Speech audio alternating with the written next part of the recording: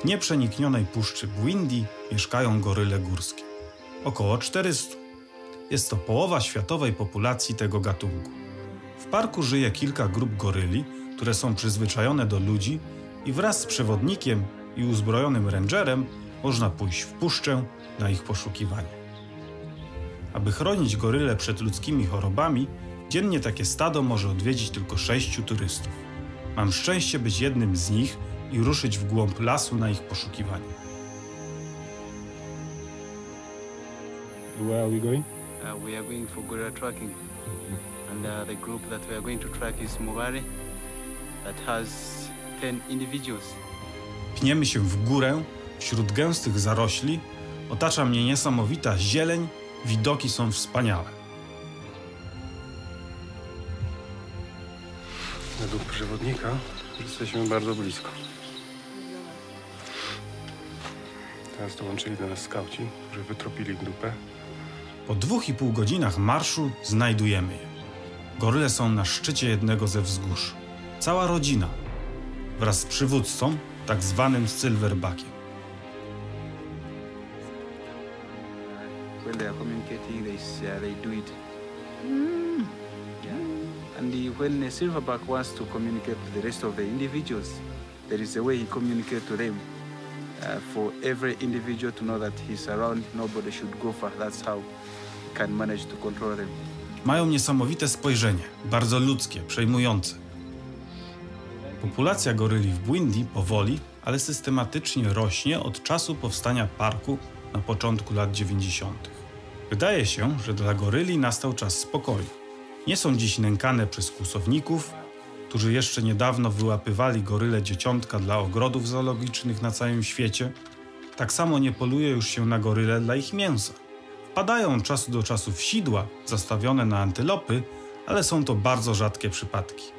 Powstanie parku i wpisanie tego miejsca na listę światowego dziedzictwa UNESCO uratowało goryle od wyginięcia i dopóki znajdą się turyści chętni je zobaczyć, myślę, że będą bezpieczne.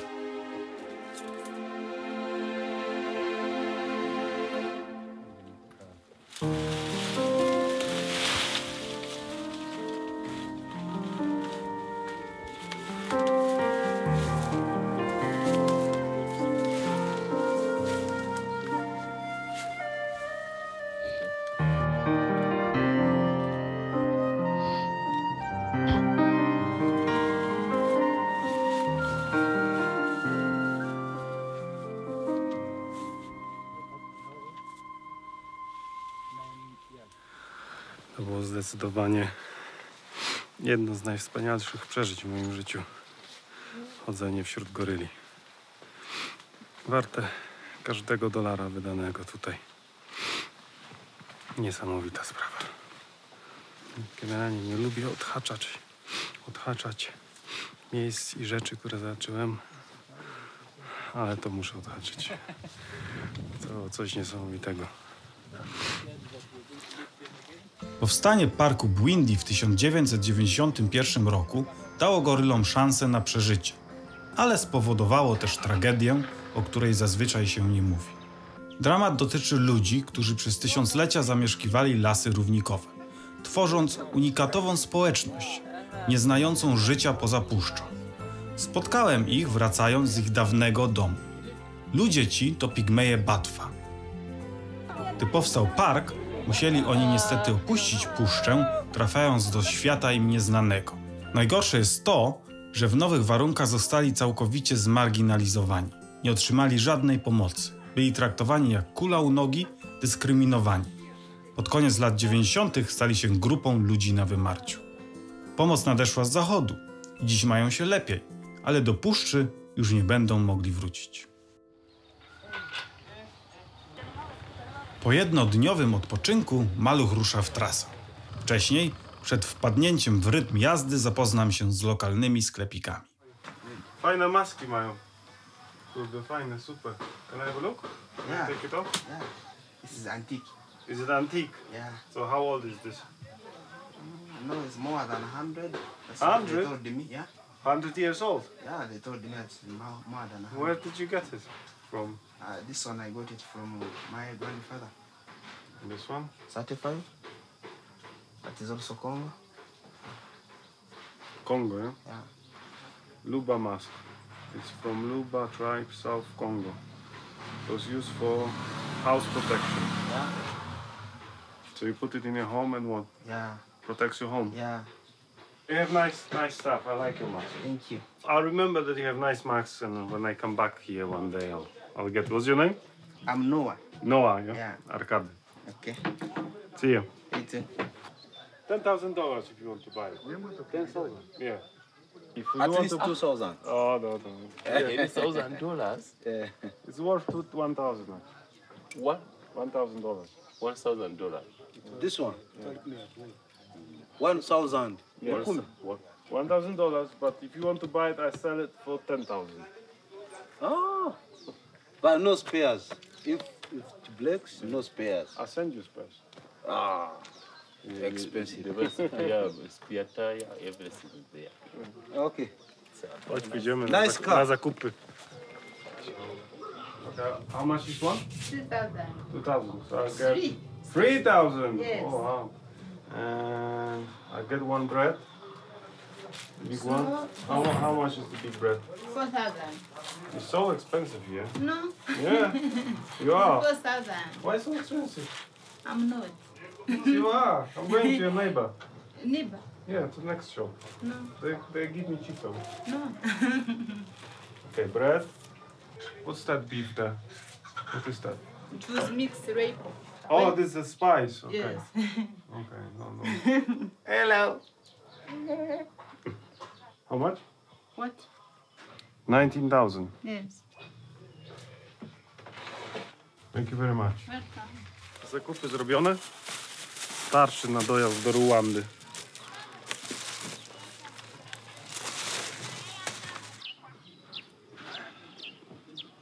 Dzisiaj już się kończy moja przygoda z Ugandą i zmierzam już w kierunku Ruandy, następnego kraju po drodze mojej trasy.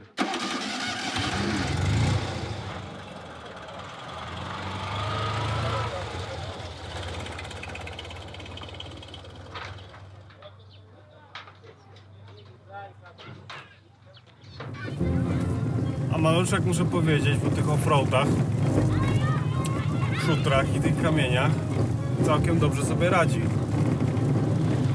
Jest maszyna naprawdę świetna. Trzeba oczywiście o niego dbać, puchać na niego. Wczoraj Kuba trochę się zajął maluchem podczas mojego pobytu w parku i śledzenia goryli. No ale zbyt wiele nie trzeba było robić. Dobrze, że skontrolował w wolnym czasie, co trzeba było skontrolować. Ale maluch sobie radzi świetnie.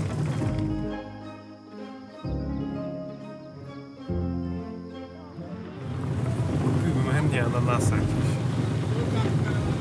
Pyszne to są ananasy. O, tu są ananasiki. Muszę jakiegoś dorwać ładnego. 2000? 2000? Yes. 2000. Okay. 2000. Chętnie bym go zjadł teraz, tylko kurde. But is it ripe? Dojrzały? Good to eat? Można teraz jeść? Dobra. Taki mają sposób na krojenie tych ananasów. Ananas stał się moim ulubionym owocem tutaj w Ugandzie. Zdecydowanie. Organik.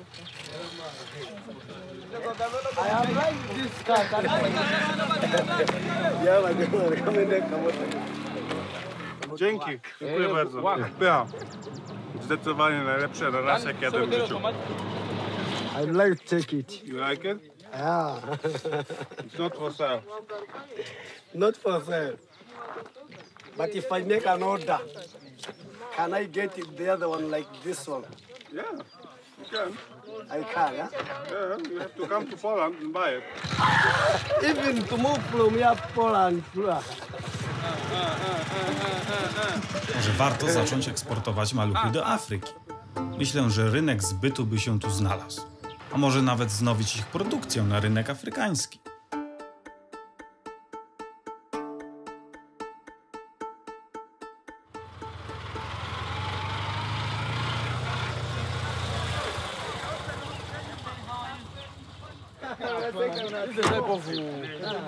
You all Boda drivers? Yeah? All of you? Boda. What does it mean? Boda. She does a rider of motorcycle. Okay. Ile kosztuje? How much? Is the ride? How much is the ride on the motorcycle? 1 kilometer. 1 kilometer is 3,000.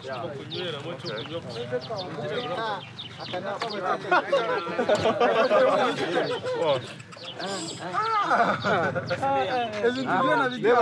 Wszyscy motocykliści Boda pewnie chętnie by się na malucha przerzucili. Zobaczcie, jakie tutaj ma powodzenie.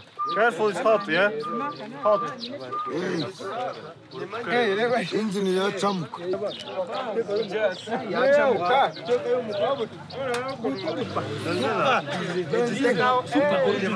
Benzin.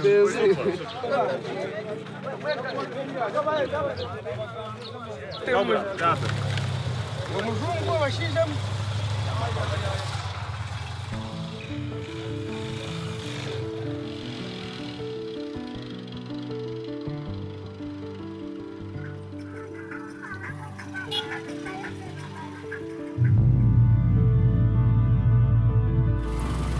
Maluch górski. Tutaj droga jest wycięta w skale. Podłoże to jest po prostu kawałek skały. Muszę bardzo uważać tutaj na tej drodze, na takich odcinkach właśnie. No sorry bracie, muszę cię kurczę na jedynce tu męczyć. No nie ma jak się rozpędzić. Słyszałem kiedyś stwierdzenie, że Uganda to perła Afryki. Zgadzam się. Teza jest słuszna pod każdym względem. Widoki, wspaniała przyroda i ciekawi ludzie oraz niesamowite drogi to mieszanka warta doświadczenia. Wreszcie wymarzony asfalt! Wow! No to zaraz będę jechał. Muszę się śpieszyć, aby zdążyć na granicę ruandyjską przed jej zamknięciem. I wszystko szłoby gładko, gdyby nie te cholerne spowalniacze.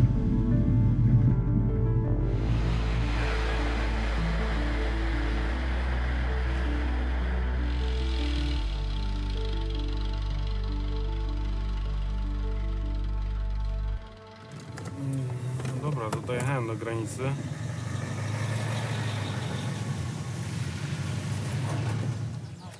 Tam? Okej. Test na ebolę. Dobra. Wszystko załatwione. Paszporty podbite, karnety podbite. Jadę do Kigali. Muszę tylko pamiętać, że tu się jeździ po prawej stronie. Hello. Symbol. Very small. Automatic. No. Mark. Where you go? Kigali. Kigali. Yeah. You're welcome in Rwanda. Thank you very much. Okay. You have this Thank- gear. Gia, yeah. Ah. Yeah. Thank you so much. Thanks, man. See you later. Sorry. Yeah. Sorry. Let me see entry card. Entry card. What is Entry card of Rwanda. Entry card in the small paper. The paper. paper? Let me see document. You have document of Rwanda. The stamp is here. And for the second car, Okay. it's here.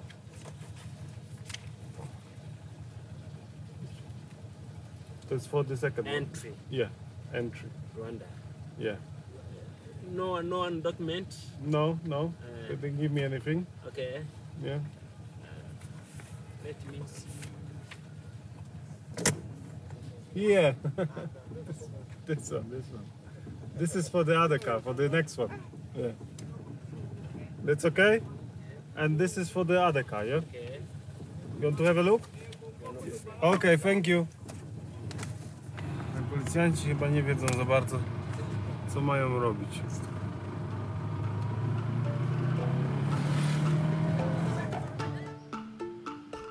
Pierwszych kilka kilometrów już przejechane w Ruandzie. Gładziutki asfalt. Przejście graniczne było jak po maśle. Po prostu tylko stempelek i do widzenia. Welcome to Rwanda.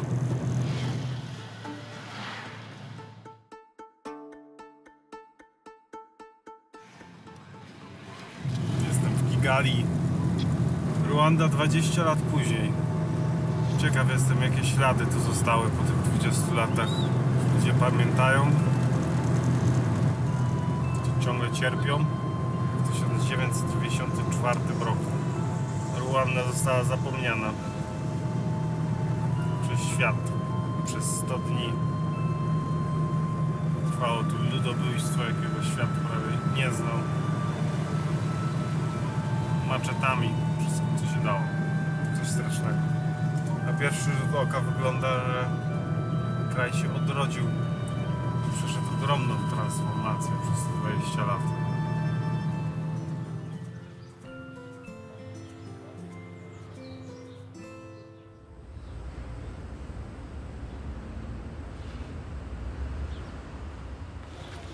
Kurde, za usterka. Korek od oleju i odpadła jedna część, jakaś kurde gówniana. Wpadła do środka. No i tak się martwiłem, że to wiesz, ta część po prostu gdzieś tam się dostanie do silnika w dół. No i jakiś szkód narobi, dlatego decyzja szybka została podjęta, ściągnięcie tutaj tej kapy i wymiana. Wyjeżdżam z małym opóźnieniem, jak zwykle. Pod górkę też nie mogłem podjechać. Mały jeszcze zimny. Mam już dosyć cywilizacji i miasta. Dzisiaj do Tanzanii i do buszu. Do dzikiej Tanzanii.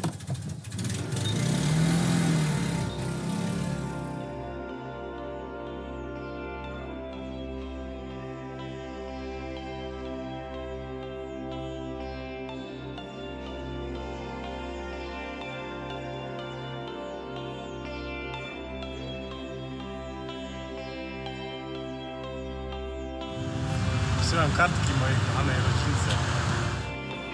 Hi, how are you? Can I have 2 postcards? Jak to teraz się robi?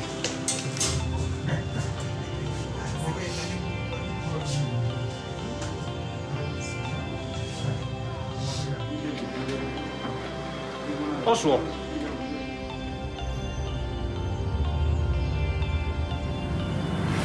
Miasto jest super, świetnie zorganizowane, świetne drogi, chodniki, trawniczki przystrzyżone, nawet w takiej biedniejszej dzielnicy. Wszystko ładnie wygląda z zewnątrz. Aż tak nie eksplorowałem w głąb tutaj społeczności, która tu mieszka, żeby wiedzieć, co tu się dzieje naprawdę. Ale wszystko wygląda ładnie i poukładanie. Nie ma specjalnie śladów tutaj tragedii sprzed 20 lat, gdzie żyją obok siebie normalnie. Nie wiadomo, kto to Hutu, kto to Tutsi. Wszyscy są po prostu z Rwandy. No ale dosyć już tej cywilizacji. Czas do buszu. Tanzanijskiego buszu. 800 km niepewnej drogi, już wkrótce. To najpierw trzeba dotrzeć do granicy.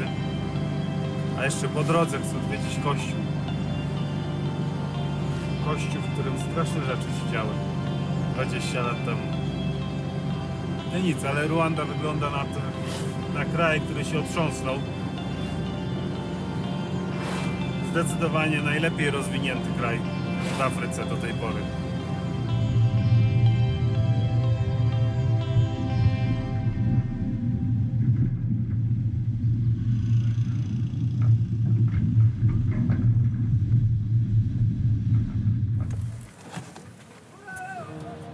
Kurczę, jakoś dziwnie się tu czuję. Przyjeżdżam jako turysta miejsce, gdzie zginęło kilkanaście tysięcy ludzi. Turysta, do obejrzeć sobie.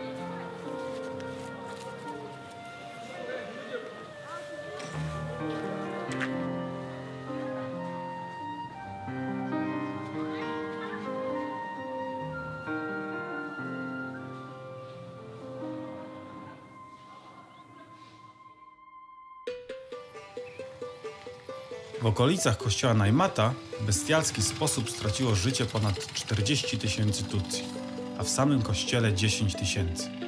W owym czasie, a był to kwiecień 1994 roku, świat biernie się przyglądał wydarzeniom w Ruandzie.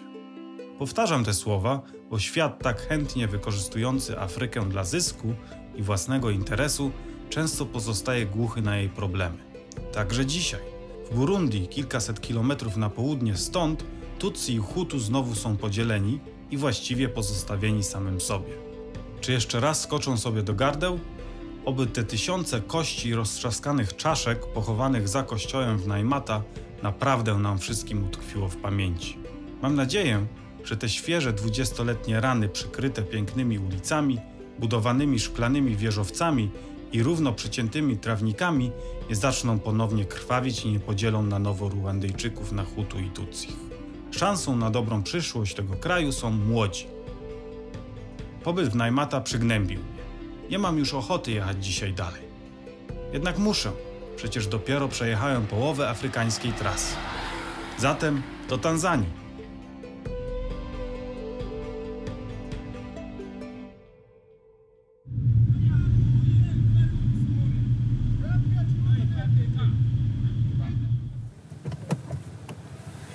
No dobra. Muszę jeszcze karnety znaleźć. Na oba pojazdy. Karnecik.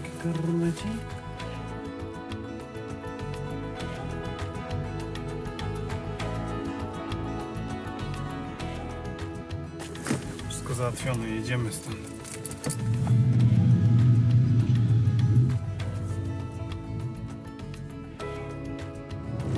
Welcome to Tanzania! Dokładnie 2 miesiące i tydzień zajęło mi dotarcie do Tanzanii. Na razie według planu. Pomimo poślizgów, choroby, załogi, a przejechane jest 8800 km.